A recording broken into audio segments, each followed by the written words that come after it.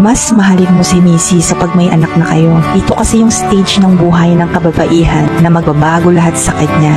Mula sa katawan, sa hormones, sa lifestyle niya, sa buong pagkatao niya. Kapag ang isang babae ay nanganak, nandyan na yung maaawa siya sa sarili niya. Titingin siya sa salamin at halos hindi na niya makilala yung refleksyon sa harapan niya. Malaking puson, maitim na batok, malaking braso, lawlaw na balat. At mula nang manganak din siya, dumoble ang pagod niya. Bilang asawa, huwag naman sana tayo maghanap ng iba pag si Mrs. ay nagbago na. Isipin mo yung hirap na pinagdaanan niya mula sa pagdadalang tao, sa pagsilang at sa pag-aalaga. Huwag kang maging selfish. Ang ibang lalaki kasi tumitingin na sa iba dahil feeling nila hindi na maganda yung misis nila. Napaka-unfair naman nun, di ba? Mahalin natin si Mrs. ng mas higit pa.